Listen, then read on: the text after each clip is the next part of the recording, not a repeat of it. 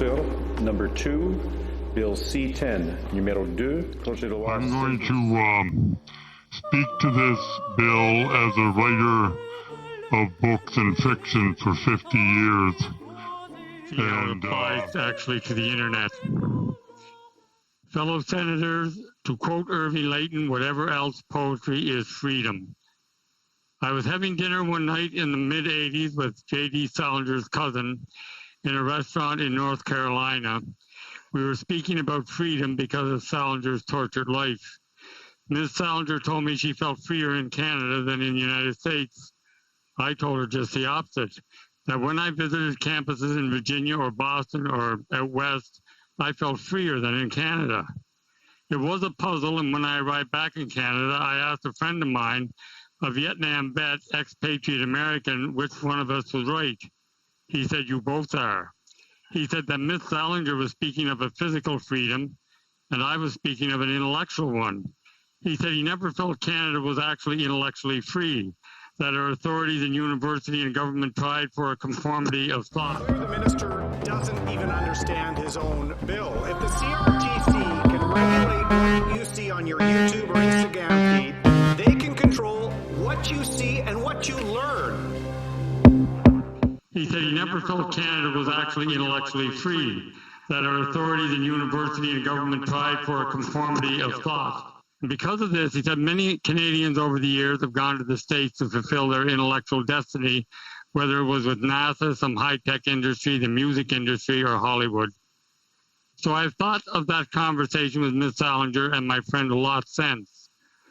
When I was younger, my book Hockey Dreams was ready to be filmed by the CBC, but at the last moment, the CBC creative director decided not to film it.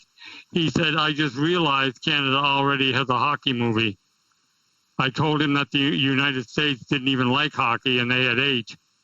He was a man from England. He said, I just realized Canada already has a hockey movie. I told him that the United States didn't even like hockey and they had 8. He was a man from England.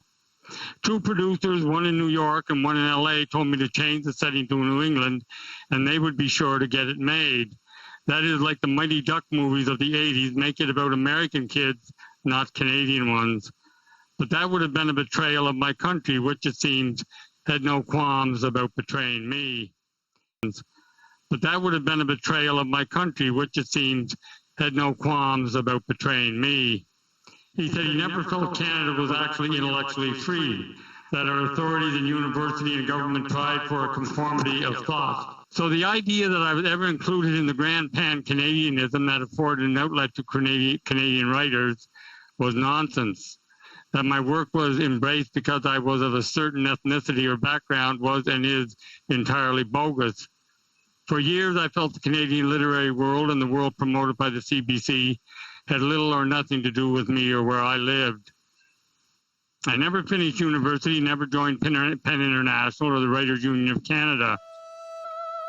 I was invited to one PEN International conference where people, mainly tenured academics from Toronto, sat on stage and shouted at each other about who should be allowed to write what about whom. They were the authoritative cultural decision makers of Canada, many who had never written a book. I see them somewhat today in the angst over this bill. I have in my life edited over 100 writers. They sent me their books. I never asked them their race or creed or where they stood on any subject. It was only the work that mattered.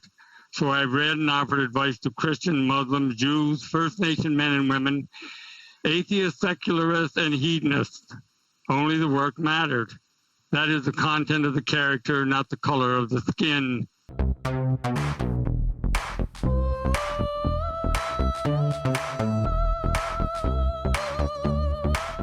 At that PEN International conference a while back where they shouted and insulted one another about how inclusive they all were, they had cheapened and reversed Martin Luther King's great axiom in the name of freedom. I'm worried that this bill might do the same. I was the first to write a blurb for Essie Udigan many years ago. When I received her manuscript, I did not know if she was a man or a woman, or what race or nationality she was. But I knew as I read the book that she, who eventually won 2 Giller Prizes and the Booker Prize, would be a major writer someday. The work will tell you this. No law or bill or jurisdiction will inform you. No social justice theory or psychological report can come close to great literature, and it can never be inoculated by these disciplines to make it more acceptable. There is no psychological paper in the world that comes close to Dostoevsky, and no social justice platform that can rise to the level of Chekhov or Tolstoy.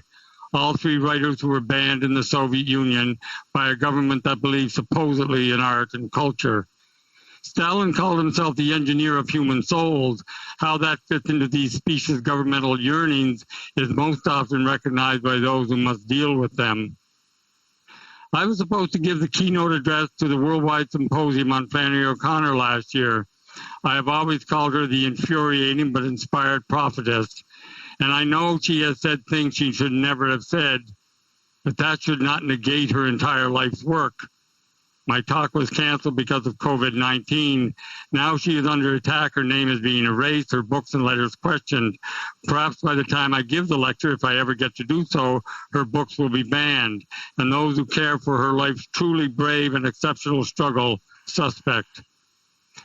In Fahrenheit 451, books are burned because they are caused emotion and sometimes deep emotion.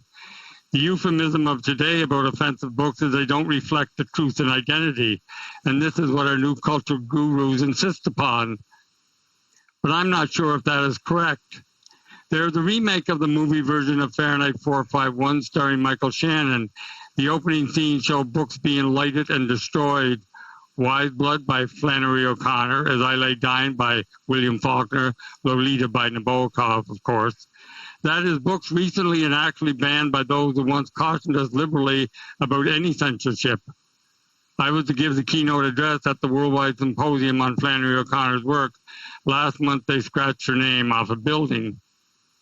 I remember the movie This Land Is Mine, where during World War II, the Germans list certain books that must be banned or altered in a certain occupied town. In altering them, pages and pages have to be torn out. Charles Lawton's character tells his students to tear them out and burn them, knowing the pages are profoundly important, but is too frightened not to do so. He becomes a hero of the story in the end. Maureen O'Hara's character, his love interest, tells her students to tear out the said pages and secretly give them to her. She will hide them until such time as she can staple them back in their proper place. Most of them were accepting the unacceptable, still able to call it freedom by reevaluating the meaning of the books they destroyed and being silent in the face of facts which told them they were cowards. Those professors, or at least many of them, who helped burn James Joyce's Dubliners near Trinity College in 1904 would, if alive today, teach it with gusto, until such time it is once again deemed a book to be burned. In my own country, I've defended everyone from Margaret Lawrence to Ernest Buckler, trying to keep their books visible when invisibility is considered justice. Professors like Strack, the disgruntled former nuclear physicist and American activist who helped cause a great disturbance at UMB in the 1960s, was very well willing to entreat students to create mischief and hardship in the name of freedom and greater equality. In 1968, the protest was against the administration not allowing students to borrow a book without a library card, a formality that had been in existence for generations. To certain students, it was shameful if authority figures knew what any students were reading. So since one had to have a library card in order to borrow Euripides or Cicero, instead of borrowing books, the students ransacked the shelves and left hundreds and hundreds of books out on the floors and at the registration desk. The authority figure in this case was an elderly librarian woman who was overwhelmed by this bad-mannered hush puppies and juvenile theatrics. It was entirely bogus, of course. This childish revolution would never have gotten started if it wasn't for the childishness of two or three professors. But now, in the name of equality, these same students, these masters of democratic value, would demand to know exactly what books were on the shelves and maybe ban those very books which did not fit the criteria and fire the librarian for releasing those books to a susceptible public. I wish man to be as free from mobs as from kings, Lord Byron said, and we should remember that. I was to give a reading for the Writers' Federation of Nova Scotia next month until I saw the pledge I must sign, about using language that might offend or words that may trigger unwanted emotion in an audience member. If I was to use a word that might trigger unwanted emotion, my reading would be halted and I would be prevented from completing my reading. I did not sign this pledge and I will not read. This sanctimony is the hidden foundation of this bill, I think, and the hidden foundation of many bills that have come to this chamber. As Heinrich Heine said, those who burn books will sooner or later burn people. Those who oppose this bill will retort their assault. Those who propose this bill will retort their assault on the internet is nothing like this. Well, it doesn't pretend to be. There is a book in the center of one of my bookshelves that is surrounded by other books. Some of the books it is surrounded by have had an interesting history. They were banned in many countries for long, long periods of time. Dostoevsky's Demons, Twain's Huckleberry Finn, D.H. Lawrence's Lady Chatterley's Lover, James Joyce's Ulysses, Solzhenitsyn's The First Circle. In the center of them is this book, which sits unobtrusively and inconspicuously for months at a time without anyone noticing it. Mein Kampf by Adolf Hitler, himself the venal and venal master of book burning. But if I begin with him, as venal as he was, where would I end? Some years ago, I was at a dinner with some very important famous people, and one academic mentioned that he had given his entire life for Canadian literature. Others there applauded him for doing so. When I was writing my fourth novel, we sold our 20-year-old car to pay the rent, and my wife, to keep us alive, was selling Amway door to door in the middle of winter. I believe she gave her life for Canadian literature as well, but she didn't get to that dinner. So for that reason, in her honor, I will always and forever stand against any bill that subjects freedom of expression to the doldrums of governmental oversight. And I implore others to do the same. Because I don't think this bill needs amendments. I think, however, it needs a stake through the heart. Thank you very much.